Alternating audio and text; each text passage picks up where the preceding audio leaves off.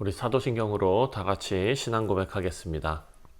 전능하사 천지를 만드신 하나님 아버지를 내가 믿사오며 그 외아들 우리 주 예수 그리스도를 믿사오니 이는 성령으로 잉태하사 동정녀 마리아에게 나시고 본디오 빌라도에게 고난을 받으사 십자가에 못 박혀 죽으시고 장사한 지 사흘 만에 죽은 자 가운데서 다시 살아나시며 하늘에 오르사 전능하신 하나님 우편에 앉아 계시다가 저리로서 산 자와 죽은 자를 심판하러 오시리라.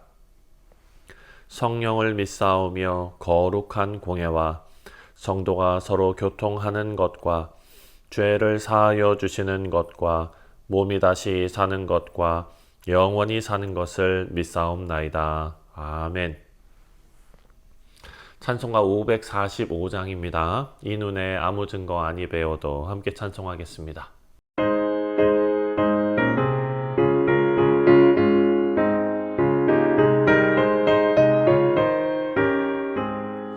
이 눈에 아무 증거 아니 되어도 믿음만을 가지고 선을 걸으면 이 귀에 아무 소리 아니 들려도 하나님의 약속 위에 서리라.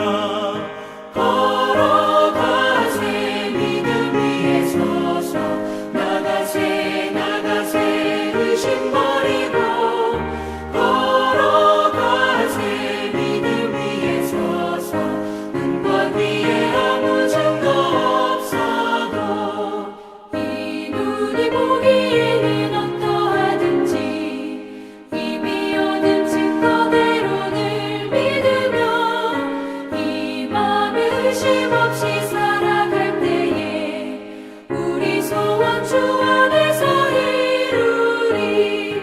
걸어가세 믿음 위에 서서 나가세 나가세 의심 버리고 걸어가세 믿음 위에 서서 눈과 귀에 아무 증거 없어도.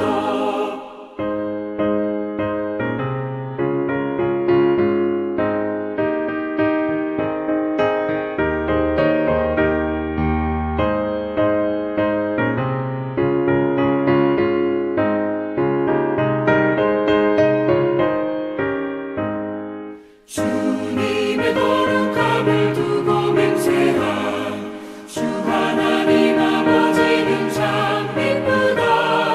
그 귀한 모든 약속 믿는 자에게 능치 못할 무슨 일이 있을까. 걸어가세 믿음 위에 서서 나가세 나가세 의심 버리고 걸어가세 믿음 위에 서서 눈과 귀에 아무 증거 없어도.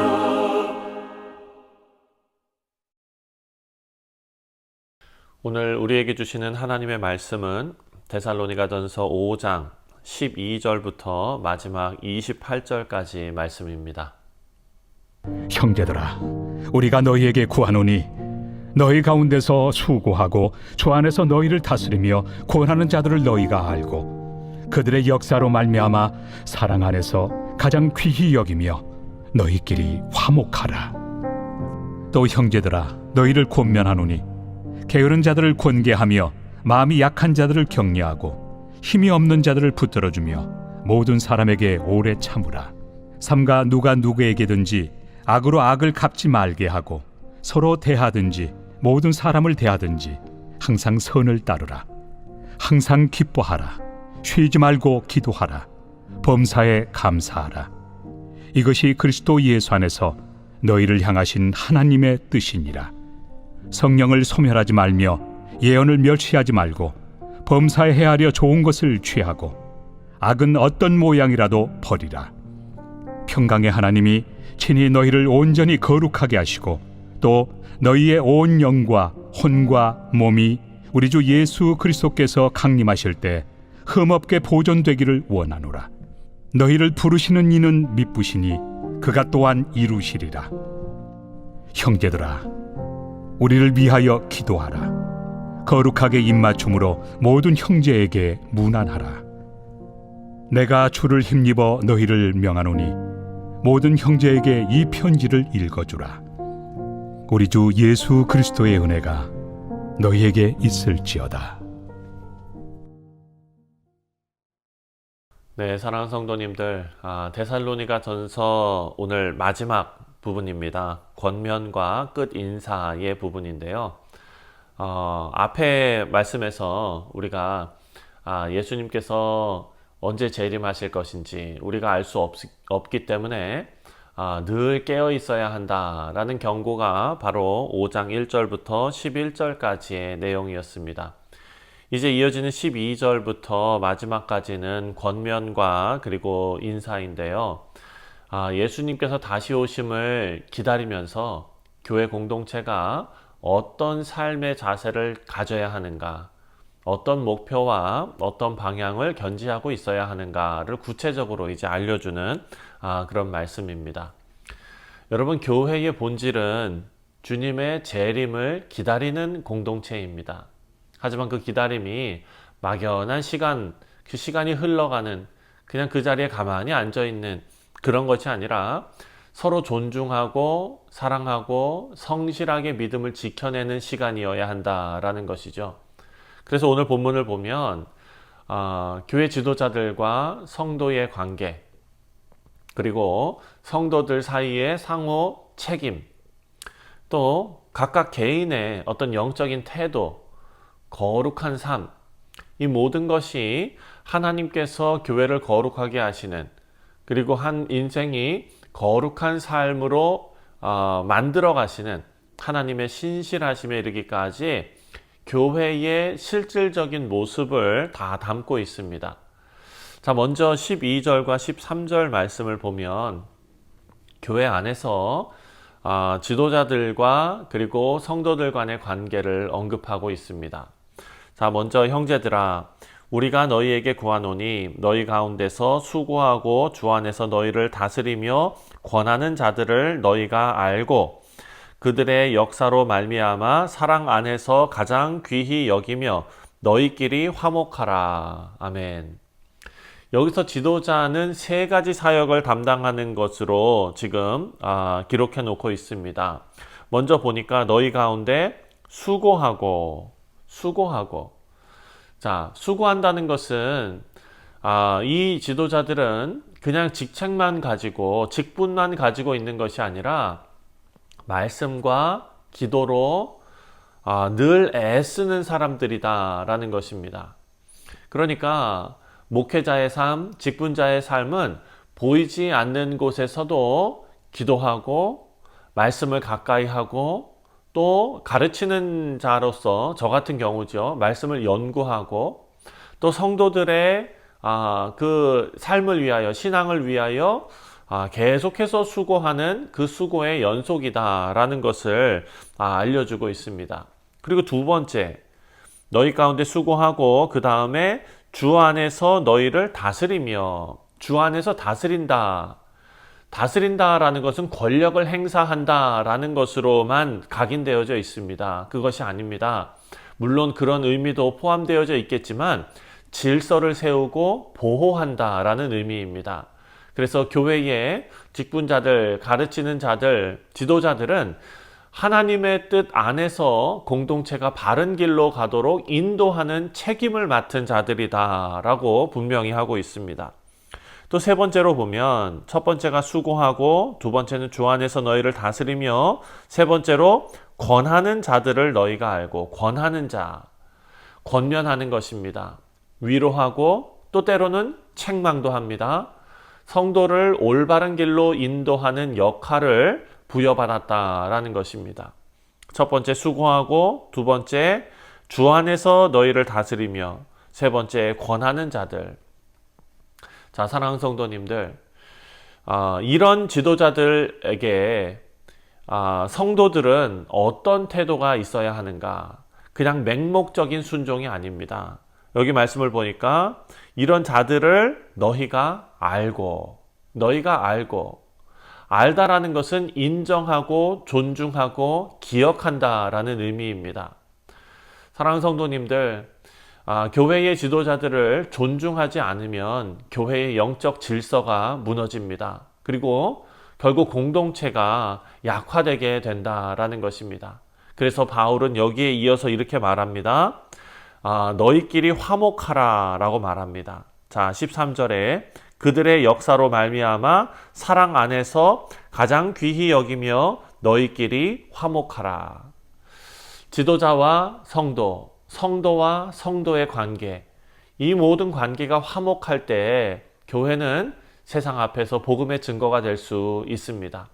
존중과 사랑 안에서 세워지는 그런 평화가 교회의 힘이 될 것입니다. 이 말씀이 우리 뉴욕 성실 장로교회에 잘 이루어지기를 주님의 이름으로 축원드립니다.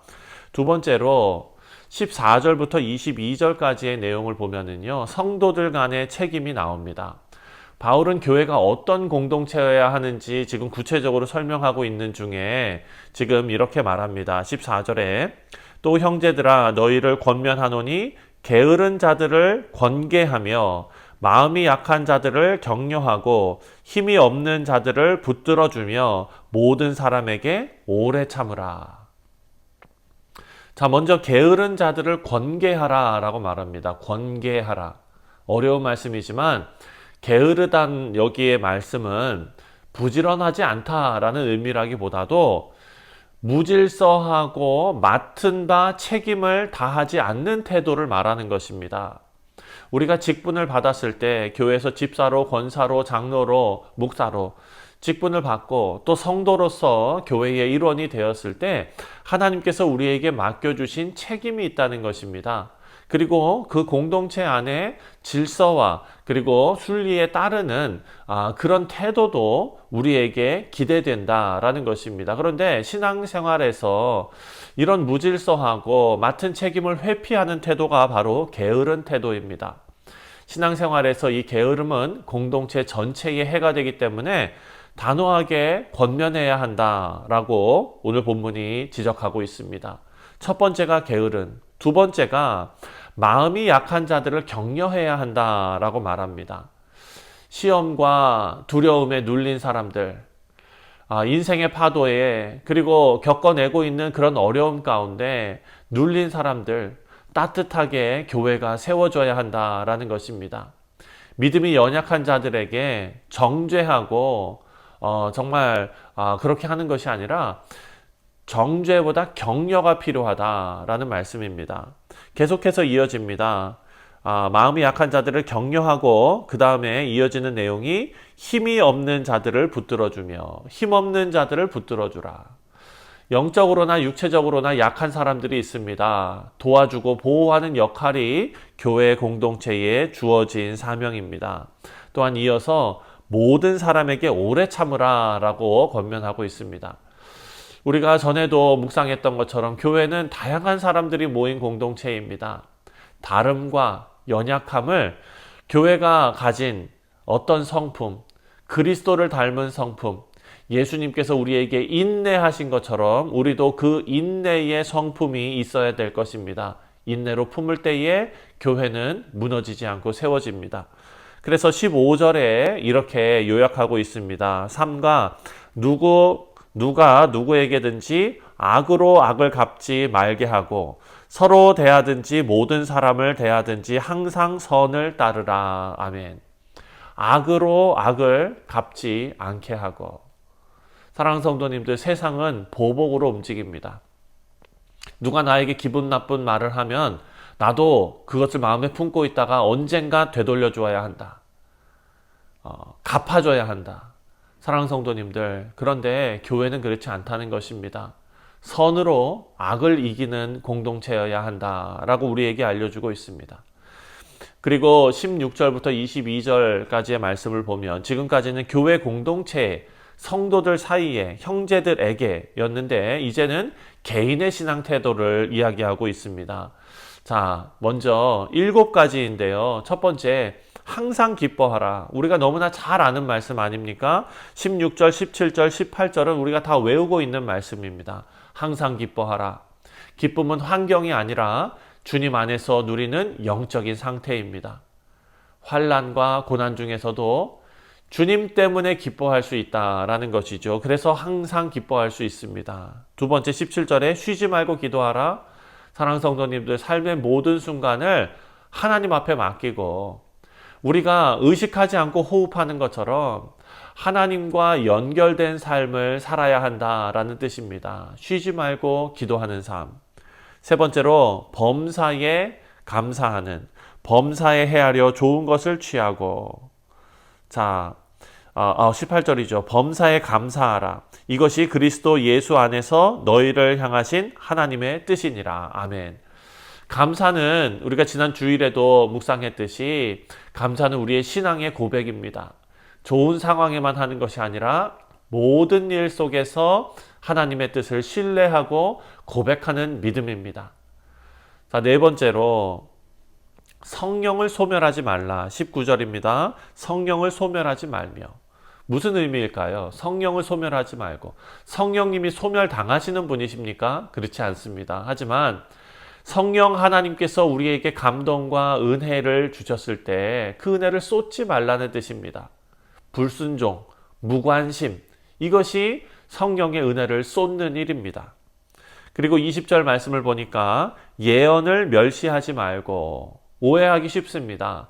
예언이라는 것은 앞의 일을 무슨 무당이 미리 알려주듯이 그런 것이 아니라 하나님의 말씀을 가볍게 여기지 말고 귀하게 받으라는 말씀입니다. 말씀을 존중할 때 성령의 역사가 계속되는 줄 믿습니다. 자, 여섯 번째입니다. 21절에 범사에 헤아려 좋은 것을 취하고. 모든 것을 시험하고 분별하고 그리고 좋은 것을 붙잡고 거짓된 가르침을 경계하라 라는 것입니다. 사랑하는 성도님들, 우리의 삶 속에서 또 세상이 우리에게, 사회가 우리에게 거짓된 가르침을 자꾸 가르쳐주고 주입시키려고 하는 그런 시대에 우리가 살고 있지 않습니까? 미디어를 통해서 잘못된 가르침이 자꾸 우리 마음속에, 우리 생각 속에 자리 잡게 하는 것, 이 모든 것을 경계하고 시험하고 그리고 거짓된 가르침을 경계하라 라는 의미입니다. 자, 그리고 마지막 일곱 번째죠. 22절 말씀입니다. 악은 어떤 모양이라도 버리라. 악을 철저하게 거부하고 거룩을 지켜야 한다. 이것이 개인의 소명입니다. 사랑하는 성도님들, 7가지였죠. 첫 번째, 항상 기뻐하라. 두 번째, 쉬지 말고 기도하라. 세 번째, 범사에 감사하라. 네 번째, 성령을 소멸하지 말라. 다섯 번째, 예언을 멸시하지 말라. 말씀을 멸시하지 말라. 여섯 번째, 범사에 분별하라. 여러 가지 그런 생각들, 주입되는 여러 가지 사상들 분별하라. 그리고 마지막 일곱 번째로 악은 어떤 모양이라도 버리라. 사랑하는 성도님들, 이렇게 짧은 명령들은 우리 성도의 삶을 지탱하는 영적인 기둥들인 줄 믿습니다. 공동체 안에서 서로 돌봄이 필요하지만 동시에 각각 개인의 신앙적인 태도를 본인이 올바르게 가져가야 될 줄 믿습니다. 자, 마지막 세 번째로 23절부터 28절까지의 말씀입니다. 이제 교회를 향해서 바울이 축복하는 장면입니다. 바울은 교회의 거룩을 위해서 축복하는데요. 자, 먼저 23절에 평강의 하나님이 친히 너희를 온전히 거룩하게 하시고 또 너희의 온 영과 혼과 몸이 우리 주 예수 그리스도께서 강림하실 때에 흠없게 보존되기를 원하노라. 아멘. 거룩은 우리가 스스로 만들어내는 것이 아니라 하나님께서 이루시는 일입니다. 물론 우리의 순종과 우리의 하나님 앞에 두 손 들고 나아가는 그런 헌신이 시너지를 이루는 그런 일이기도 합니다. 자, 여기서 보니까 영과 혼과 몸이 나옵니다. 전 인격적인 삶의 모든 영역에서 거룩이 이루어져야 한다라는 것을 우리에게 알려주고 있습니다. 24절을 보면 너희를 부르신 이는 미쁘시니 그가 또한 이루시리라. 아멘. 이 거룩이 우리의 의지로만 되는 것이 아니다. 이것은 우리의 의지와 우리의 마음을 주관하시며 하나님께서 이루시는 일이다. 하나님께서 이루시리라. 하나님의 신실하심이 우리의 약속입니다. 성도의 거룩은 하나님의 약속에 근거한다라는 것을 우리에게 알려주고 있습니다. 마지막 권면의 말씀으로 25절부터 28절까지의 말씀이 나옵니다. 25절에 형제들아 우리를 위하여 기도하라. 지도자도 성도의 기도가 필요합니다. 목사도 성도의 기도 때문에 설 수 있습니다. 교회는 서로를 위해 기도하는 공동체입니다. 26절에 거룩한 입맞춤으로 모든 형제에게 문안하라. 당시 문화적으로 형제에게 따뜻한 마음을 전할 때 이렇게 볼에 뽀뽀를 하지 않습니까? 거룩한 입맞춤으로. 그때 당시의 문화죠. 오늘 우리의 어떤 형태의 우리의 문화적인 그런 인사가 어떤 것이 있겠습니까? 바로 정 아닙니까? 정. 따뜻한 마음, 따뜻한 교제, 따뜻한 웃음, 손 한번 잡아주는 것. 이 모든 것이 바로 거룩한 입맞춤이지요. 그리고 형제에게 문안하는 것입니다. 그리고 27절 내가 주를 힘입어 너희를 명하노니 모든 형제에게 이 편지를 읽어주라. 이 편지를 모든 형제들에게 읽히라는 것입니다. 하나님의 말씀이 개인이 독점하는 것 아니라 이 말씀을 나만 알고 너무 좋다 이런 것이 아니라 공동체 전체가 함께 듣고 순종해야 한다. 마지막 28절에 우리 주 예수 그리스도의 은혜가 너희에게 있을지어다. 자, 은혜로 시작한 이 신앙, 은혜로 끝까지 유지되는 줄 믿습니다. 교회의 모든 사역과 그리고 개인의 모든 삶은 결국 은혜로만 가능하다라는 것을 우리에게 알려줍니다. 사랑하는 성도님들, 오늘 본문 말씀을 마칩니다. 이제 데살로니가 전서가 끝났습니다. 이 말씀 중에 가장 마음에 와 닿는 그리고 우리 마음에 오늘 하루 간직해야 될 마음은 너희를 부르신 이는 미쁘시니 그가 또한 이루시리라 라는 약속의 말씀입니다. 오늘 하루도 거룩한 공동체의 일원으로서 은혜 안에서 서로 존중하고 돌보고 살아가는 우리 뉴욕 성실장로교회 모든 성도님들 되시기를 주님의 이름으로 축원드립니다. 기도하겠습니다. 하나님 아버지 감사합니다. 오늘 주신 귀한 말씀 우리 마음에 잘 새기고 기억하며 또한 실천하며 살아가게 하여 주옵소서. 감사드리오며 예수님의 이름으로 기도하옵나이다. 아멘. 하늘에 계신 우리 아버지여, 이름이 거룩히 여김을 받으시오며 나라가 임하시오며 뜻이 하늘에서 이루어진 것 같이 땅에서도 이루어지이다. 오늘 우리에게 일용할 양식을 주시옵고 우리가 우리에게 죄 지은 자를 사하여 준 것 같이 우리 죄를 사하여 주시옵고 우리를 시험에 들게 하지 마시옵고 다만 악에서 구하시옵소서. 나라와 권세와 영광이 아버지께 영원히 있사옵나이다. 아멘. 네, 사랑하는 성도님들, 오늘 토요일 우리 교회 공동체를 위해서 기도하는 날입니다. 우리 공동체에 오늘 주신 이 말씀 우리가 잘 실천하고 살아갈 수 있도록 위해서 기도해 주시고 특별히 내일 있을 주일 예배를 위해서 함께 기도해 주시기를 바랍니다. 다 같이 기도합니다.